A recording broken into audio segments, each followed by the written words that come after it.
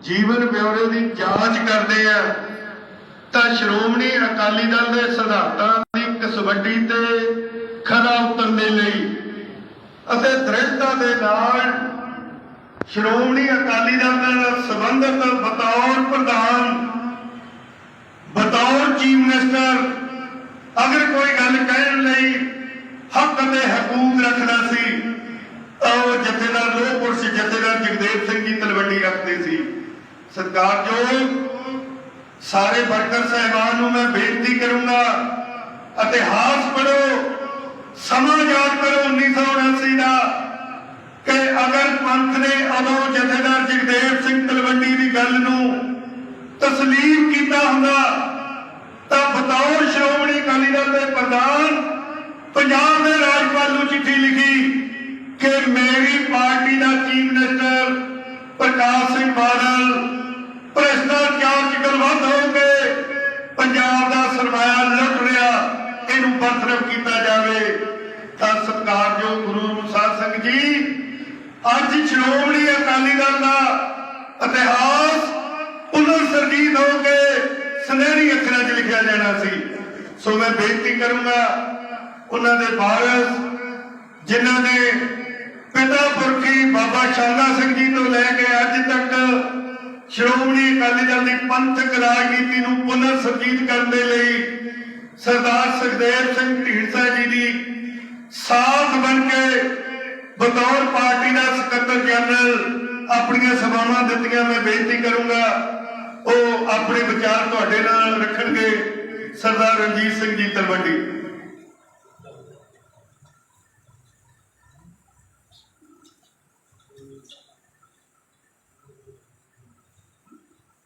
जे जीवे पत रखी जाए सब हराम देता की शिकायत।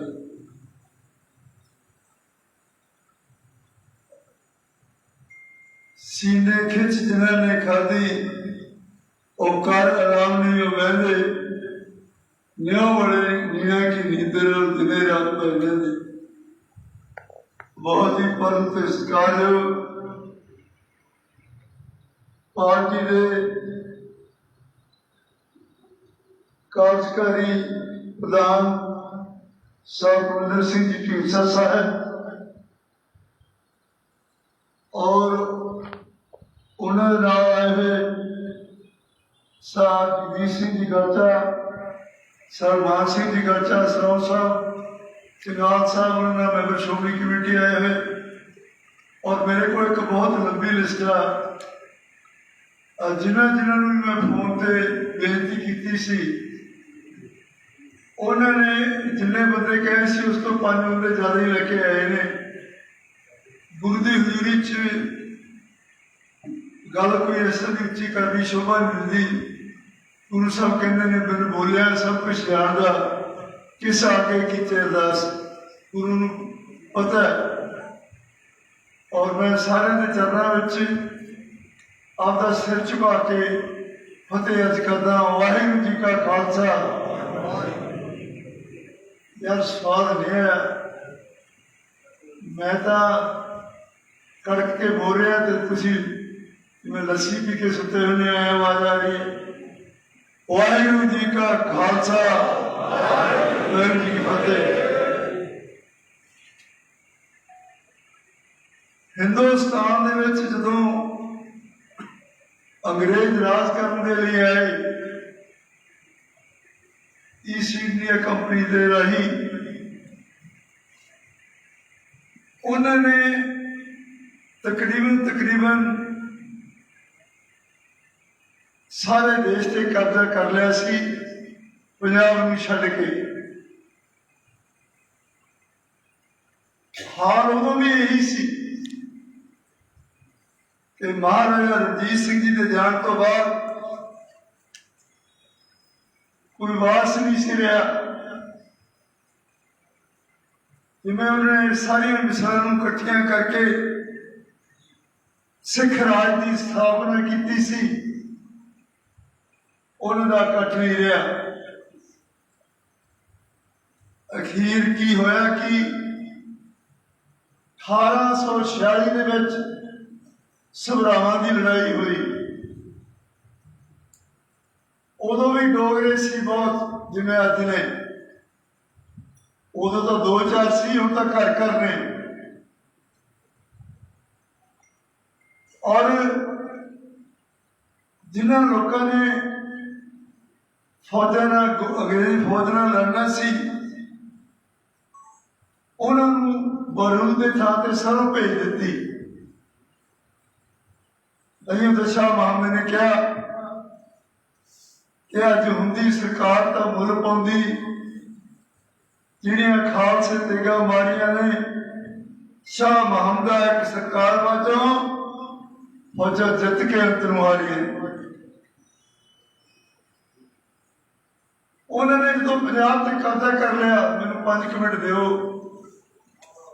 ਵਿਚਾਰ, ਕਿਉਂਕਿ ਇਸ ਤਰ੍ਹਾਂ ਦਾ ਸਮਾਂ ਵਾਰ-ਵਾਰ ਨਹੀਂ ਆਉਂਦਾ। ਉਸ ਵਕਤ ਕੀ ਸੀ ਕਿ ਜਿਹੜੇ ਨਰੈਣੂ ਮਹੰਤ ਵਰਗੇ ਟੋਲਾ ਸੀ,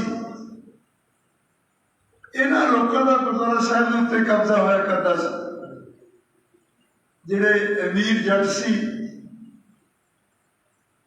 ਜਾਂ ਬਹੁਤ ਵੱਡੇ ਕੋਈ ਪੈਸੇ ਵਾਲੇ ਲੋਕ ਸੀ, ਉਹ ਉਹਨਾਂ ਦੇ ਸਾਰੇ ਟਾਊਟ ਬਣ ਗਏ ਅੰਗਰੇਜ਼ਾਂ ਦੇ। ਗੁਰਦੁਆਰਾ ਸਾਹਿਬ ਆਪਾਂ ਆਉਂਦੇ ਆ, ਆਪਾਂ ਕੀ ਕਹਿੰਦੇ ਕਿ ਆਗਿਆ ਭਈ ਅਕਾਲ ਕੀ ਤਭੀ ਚਲਾਇਓ ਪੰਥ, ਸਭ ਸਿੱਖਣ ਕੋ ਹੁਕਮ ਹੈ ਗੁਰੂ ਮਾਨਿਓ ਗ੍ਰੰਥ। ਲੇਕਿਨ ਉਸ ਵਕਤ ਇਹ ਨਹੀਂ ਸੀ ਹੋਇਆ।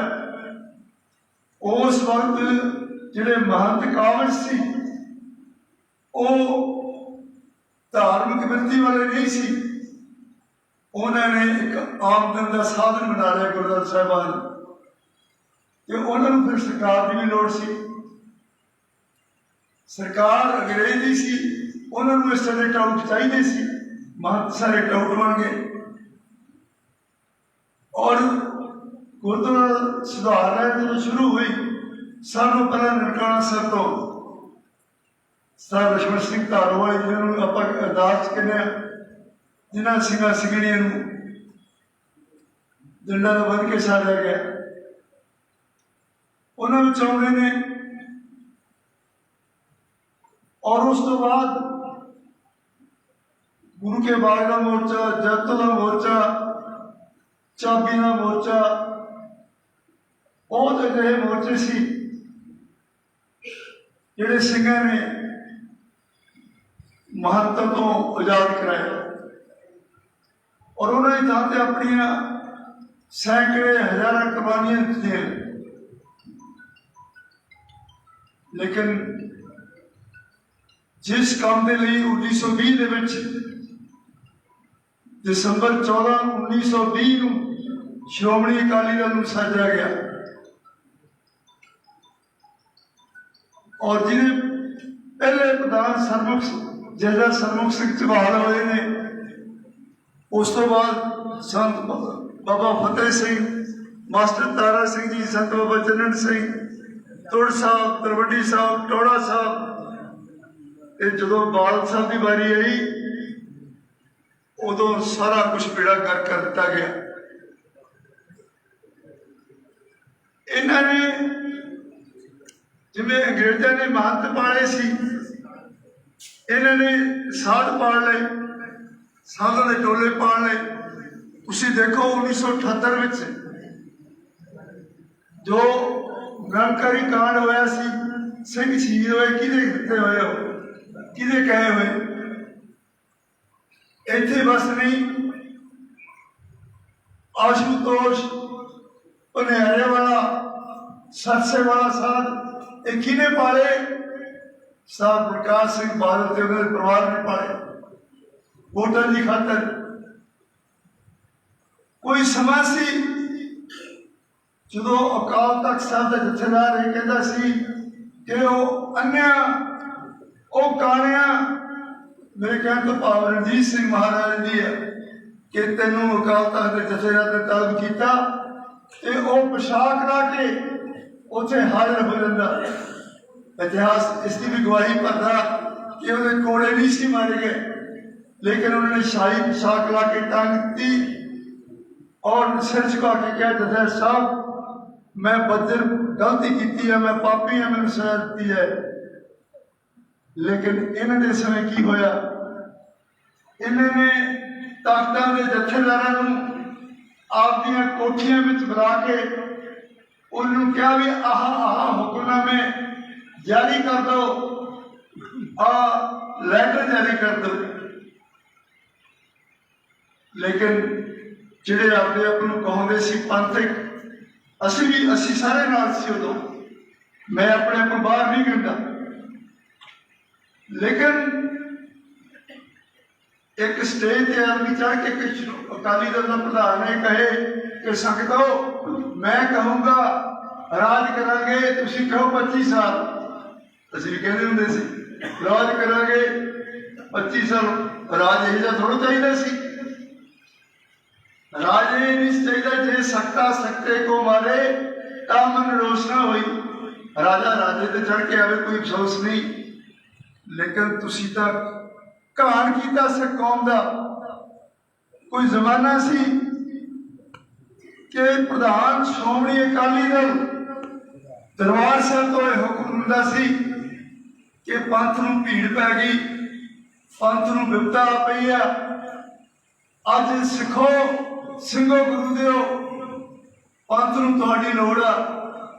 जिहड़ा कोई बल्द ना खेत च हल पाउंदा सी, कोई अपनी लड़की का ब्याह जिहने रखिया सी, कोई हस्पताल च इलाज करदा सी, वो लोग उत्थों छड्ड के कि शहरां दे परना मोढे ते रख के दरबार ਸਾਹਿਬ ਵੱਲ ਚੱਲ ਪੈਂਦੇ ਸੀ कि पंथ का हुक्म आया। क्योंकि उदों दे प्रधान ते अज दे प्रधान का फर्क सी। उदों दे प्रधान का दाड़ा प्रकाश सी, ਉਹਦੇ हथ में 3 फुटी कृपान सी, वो अमरधारी सी, वो गुरु की हजूरी झूठ नहीं सी बोलता। ਉਹਦਾ आप का किरदार बहुत उच्चा ते सुच्चा होंदा सी। लेकिन हुण दे प्रधानां ने की पाले चमचे कड़छे, जिहड़े ये गल कहते रहे कि प्रधान साहब तुहाडे बगैर कोई लीडर नहीं बचा पंजाब विच। क्योंकि वो एक गल तो परिवार नूं पता सी ना कि सर प्रकाश सिंह बादल ने पहला सारे अकाली लीडर दल के लीडर खत्म किए। मैं नाम ही गिनाउणा, मास्टर तारा सिंह, सत फतेह सिंह, बाबा चरण सिंह, तुड़ साहब, तलवंडी साहब, टौड़ा साहब, बरनाला साहब, ढींडसा साहब, ब्रह्मपुरा साहब, जसविंदर सिंह, रविंदर सिंह, सुखजिंदर सिंह, प्रेम सिंह लालपुरा और कुलदीप सिंह बड़ाला, कैप्टन कंवरजीत। एक करीम सी सिखां दी, श्रोमणी अकाली दल की करीम होंदी सी और सारे फैसले बहुत सख्ती नाल लै जांदे सी। किसी की डिक्टेटरशिप नहीं सी चलती, गलत नूं गलत कहा जाता सी। इत्थे वो नहीं कि मीटिंग बुला लो श्रोमणी कमेटी की ते बंदे पास करके बन दो, कहो बोले सोने हल प्रवानगी देती। मीटिंग बुला लो श्रोमणी अकाली दल की कोर कमेटी की, पकौड़ा खाओ, बर्फी का पीस बुलाओ, खाओ, चाह का प्याला पियो, बाद कहो प्रधान साहब जो कुछ किया ठीक किया, असी इन्हां दी प्रधानगी विश्वास रखते हैं। बोले सोने सत श्री अकाल। ये वेले तां करके होया जथेदारी सिस्टम तबाह किया गया। और तुसीं जिहड़े बैठे हो, मैनूं अफसोस, मैनूं दुख भी है, किसी ढाडी ने किसी रागी ने तुहानूं माँ बाप भी तो डरते हैं कि कोई गलत काम ना उठा ले। अज जे 25-30 मुंडे आते हैं मत्था टेकन लिए, उन्होंने पंजां दे सिर उत्ते दस्तार, उसका कारण तुसीं नहीं, उसका कारण असीं है। असीं तां डेरियां च बड़े फिरदे सी। असीं तां जिहड़े दस्तार वाले सी, जिहड़े पंजां ककारां दे धारनी सी, उन्होंने धक्के मार के पिंडां च बिठाता। जथेदारां चों सानूं बदबू आउण लग गई। उन्होंने पुत्त, उन्होंने धीआं नूं असीं कदे मंगदे की सी, उन्होंने रूट नहीं सी मंगिया, उन्होंने परमिट नहीं सी मंगिया, पेट्रोल पंप नहीं सी मंगिया, गैस एजेंसी नहीं सी मंगी। उन्होंने मंगिया सी कोई टीचर ही लवा दो, कोई क्लर्क, कोई नायब तहसीलदार, कोई ऐसी भर्ती करा दो। लेकिन जे किसी का नंबर आ भी गया तो उत्थे एक लिस्ट लगी होंगी सी कि आह पोस्ट के इन्ने पैसे, इस पोस्ट के इन्ने पैसे। जे जथेदार का हसरे किया, उन्होंने औलाद मारी, फिर साढ़े वर्गिया के अख धर ली भी इन्होंने विचों गाह निकलना किहड़ा। इस सियासत है बड़े मोटे कि नहीं कोई बोलण जोगा। जिहड़े नहीं सी ओहदा हिक ना ला ले, वो सानू प्यारे उन्होंने हमदर्द बन गए। उन्होंने सारे रस्ते लुट घसुट दे, वो जो मर्जी को कर्म करन। मैं तो एक वीडियो पोस्ट की सी, मैं तो कले कले का नाम ही लिया भी किहड़े किहड़े लोग सी वो लुट दे शामिल सी। तुहानू सारिਆਂ का पता।